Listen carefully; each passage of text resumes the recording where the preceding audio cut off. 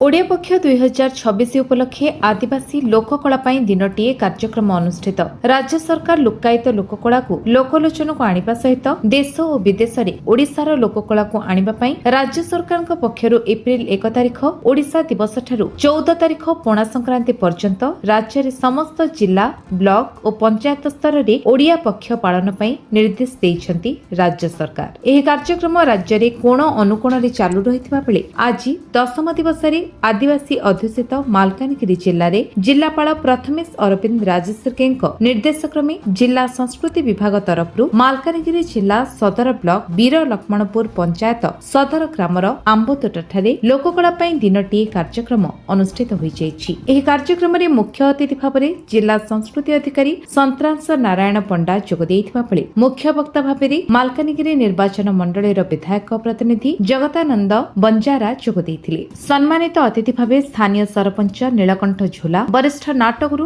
तथा जिला लोककला संगठनर वरिष्ठ उपदेष्टा अनादिचरण कड़ा, सदर ग्रामर आश्रम विद्यालयर पूर्वतन प्रधान शिक्षक चंद्रशेखर पत्री, प्रधान शिक्षक डी जगन्नाथ राव, जिला लोककला संस्कृति सभापति घेनु मुदुली, माल्यावंत देशिया नाटगुरु, जिला संपादक धनफुल बारिक, माथिली ब्लॉक लोककला संगठन सभापति विश्वनाथ बारिक ग्राम में पहुंचवा पर जिला लोककला संगठन पक्षरु भव्य स्वागत संबर्धना जणाइथिले। ग्रामर द्वारदेशर आदिवासी मानक पारंपरिक ढेमसा नृत्य, दुरुआ नृत्य, नाम संकीर्तन सहित अन्यान्य लोककला नृत्य माध्यम अतिथि मानक मंच निकटकू पाछोटी नेइथिले लोककलार महिला और पुरुष कलाकार माने। अतिथि माने मंच निकटरे पहुंचवा पर जगतर नाथ जगन्नाथଙ୍କ प्रतिमूर्ति रे पुष्पमाल्य देवा सहित प्रदीप प्रज्वलन करथिले अतिथि माने। एहा परे वीर लक्ष्मणपुर ग्रामर थिबा आश्रम विद्यालयर छात्री माने स्वागत संगीत गान करबा सहित उपस्थित महिला माने हुलहुली पकाई अतिथि मानंगु स्वागत करथिले। एहा परे आज ओडिया पक्षर 10म दिवस उपलक्षे किपरि आदिवासी लोककला देश विदेश रे पहुंची परिबो और लुक्कायित लोककला लोकलोचन को आसी परिबो सेथि पई राज्य सरकारक सहित जिला प्रशासन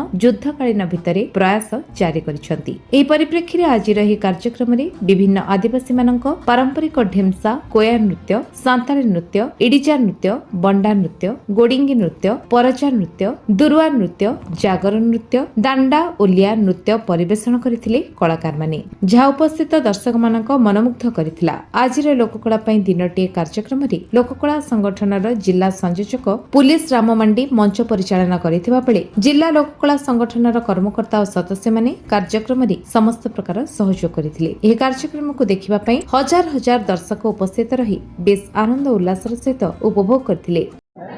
आधुनिक जुगर युवती हेगिरी भी तथापि आपण आदिवासी लोककला को आपणाई कौन कह?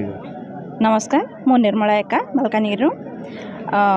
आदिवासी कला को आम आगेबार कारण होउछि आदिवासी लोककला पूरा पूरी भाव में लोप पाई जाइछि, जोटा कि आमर आमे जो छोट थिलु से समय आमे सेटा देखिथिलु, किंतु आज आमे सेटा वर्तमान देखि पारुनु। तो आम पीढ़ी आउ कोन देखिबो, जोथिपाई कि सेटा को आउ थरे आमे ताको पुनर्जागृत करबा पई चाहूछु, जोटा कि आम पीढ़ी कहीं आम नाती नातुणी मध्य साको देखिया को पाइबे, सेटार प्रचेष्टा आमे जारी रखिछु।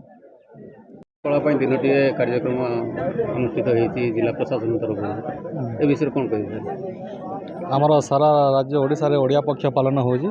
ओडिया पक्ष पालन अवसर रे आमे ओडिशा सरकार निर्देश रे लोककला दिनटी आम सबू जिले में अनुष्ठित होची।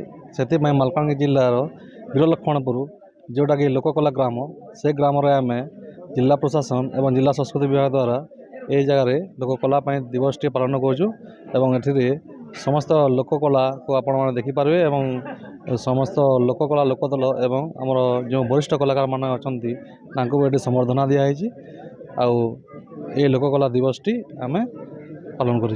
लोककला आग को किपर बढ़ी पार जिला प्रशासन तरफ कौन कौन पदक्षेप सब नहीं देखो लोककला हूँ आमर जीवन जीवार गोटे आधार। आम आम माल्यवंत महोत्सव है, विभिन्न आमर आईसी प्रोग्राम है और विभिन्न माध्यम जोटे ये लोककला मान आम सामिल करुचु एवं आउ को जीवाई आम जो मुख्यमंत्री कलाकार सहायता योजना अच्छी से माध्यम ये लोककलार जो वरिष्ठ व्यक्ति मैंने अच्छा आम इनक्लूड करुचु एवं आगे नाप चेष्टा करुचु। लोककला बंचाई रखिबार जिलार पितामह भीष्म अच्छा आज दुनिया आधुनिक जुगर लोककला केमी बंची रही परामर्श देवे? हाँ ठीक है।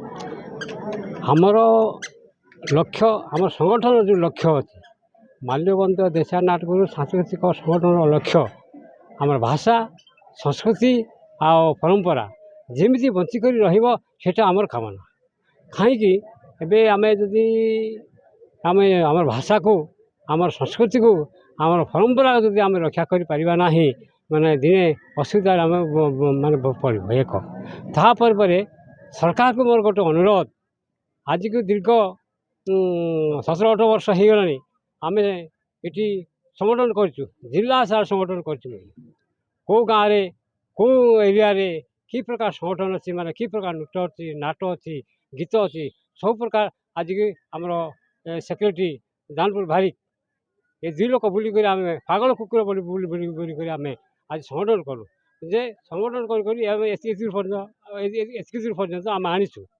ତେଣୁକରି ଆମର ସରକାରକୁ ଆମ ଅନୁରୋଧ ଯେ କହିବା ଆମର ସାଂସ୍କୃତିକ ଭବନ ଆମର ଏ ଲୋକକଲା ଗ୍ରାମରେ କଳାକ୍ଷେତ୍ର ଗ୍ରାମରେ ଆମର ମାନେ ସାଂସ୍କୃତିକ ଭବନ ରହିବ, ଆଉ ତାପରେ ମ୍ୟୁଜିୟମ୍ ରହିବ, ଆଉ ତାପରେ ଆମର ଯେଉଁଟା ରେକର୍ଡ଼ିଂ ହେବ ସେ ଜିନିଷ ବି ରହିବ। ସେଇଟା ମୁଇଁ ସବୁବେଳେ ମୁଇଁ କହୁଛି। ତେଣୁକରି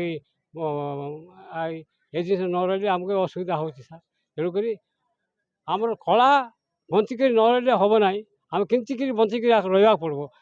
ସେଥିପାଇଁ ବି ସରକାର ପାଖରେ ମୁଁ ସବୁବେଳେ କହୁଛି ବା ମୋର ଅନୁରୋଧ ରହୁଛି। ସେତିକି। ଆଜି ଯେଉଁ ଲୋକକଳା ଦିବସ ପାଳନ କରାଯାଉଛି, এই ଲୋକକଳା ଦିବସ ପାଳନ କରିବା ଦ୍ୱାରା ଆପଣମାନଙ୍କର କ'ଣ ଉନ୍ନତି ହେଇପାରିବ? ଲୋକକଳା ବର୍ତ୍ତମାନ ମୋର ନାଁ ହେଉଛି ଜ୍ଞାନୁ ମୁଦୁଲି, ଜିଲ୍ଲା ଜେଡକେଏସଏସ୍ ମାଲକାନଗିରି। ଲୋକକଳା ସଂସ୍କୃତି ପରମ୍ପରା ଐତିହ୍ୟ ଯେଉଁ ଆମର ରହିଛି, ମାନେ ଯେଉଁଭଳି ଭାବରେ ପୂର୍ବ ପିଢ଼ିମାନେ ଯେଉଁଟାକି ଅନୁଭବ କରୁଥିଲେ ଆଉ ଅନୁଭୂତି ରହିଛି ତାକୁ ଆଧାର କରି ଯେମାନେ କି ଆମର କଳାକାର ମାନେ ଯେ ବଳିଷ୍ଠ କଳାକାର ଯେ ନାଟଗୁରୁ ସଂଗଠନର ଯେମାନେ ଦାୟିତ୍ୱରେ ଅଛନ୍ତି ପଦାଧିକାରୀ ଭାବରେ କଳା ଓ ସଂସ୍କୃତି ପରମ୍ପରା ଐତିହ୍ୟ ନ ବଞ୍ଚିଥିଲେ ମଣିଷ ବଞ୍ଚିପାରିବ ନାହିଁ। ଯାହାଫଳରେ କି ଭାରତବର୍ଷରେ ଆଜି ଯେଉଁ ପ୍ରକାର ଭାବରେ ମହାନ ବ୍ୟକ୍ତିମାନେ ଯେଉଁମାନେ ଅଛନ୍ତି ଐତିହ୍ୟକୁ ନେଇ ପରମ୍ପରା କଳା ଓ ସଂସ୍କୃତିକୁ ପୂର୍ବପରି ଅନୁମାନ କରି ଆଜିର ଦିନରେ ଆସନ୍ତା ପିଢ଼ିମାନଙ୍କର ଭବିଷ୍ୟତର ବଂଶଧରମାନେ ସେଟାକୁ କେମିତି ଭାବରେ ଉପଭୋଗ କରିବେ ବା ତାକୁ କାର୍ଯ୍ୟରେ ଲଗାଇବେ ସେଥିପ୍ରତି ସମସ୍ତେ କଳାକାରମାନେ ଆଗଭର ହେଇକରି ଆଗକୁ ଆସୁଛନ୍ତି। ରାଜ୍ୟ ସରକାର ଏଥିପ୍ରତି ଦୃଷ୍ଟି ଦେଇ ତାଙ୍କର ଯେଉଁ ଭତ୍ତାଠୁ ଆରମ୍ଭ କରି ବିଭିନ୍ନ ପ୍ରକାର ସହାୟତା ଆଜି ବର୍ତ୍ତମାନ ସରକାର ଯେଉଁଟା କହିଛନ୍ତି 300 ଦିନ ରୋଜଗାର ଦେବା ପାଇଁ ତାଙ୍କର ବ୍ୟବସ୍ଥା କରିଛନ୍ତି। ସେଥିପ୍ରତି ଧ୍ୟାନ ଦେଇ ଆମର କଳାକାରମାନେ ଉତ୍ସାହିତ ଭାବରେ ଜିଲ୍ଲାରେ ବା ଗାଁ ପଲ୍ଲୀରୁ ଜିଲ୍ଲା ପର୍ଯ୍ୟନ୍ତ ଏ କଳା ସଂସ୍କୃତି ପରମ୍ପରା ଐତିହ୍ୟକୁ ଭିତ୍ତି କରି ଯେଉଁ ପ୍ରକାର ଭାବରେ ଚାଲିଛି ପରମ୍ପରା ଆମର ଏ ଜିଲ୍ଲାର ଜନଜାତି ଜାତିର ଲୋକମାନେ ସମସ୍ତେ ଉପଭୋଗ କରୁଛନ୍ତି। ମାଲକାନଗିରିରୁ ବାସୁଦେବ ଜେନାଙ୍କ ରିପୋର୍ଟ, ବିଶ୍ୱବିଜୟ ନ୍ୟୁଜ୍ ଓଡ଼ିଶା।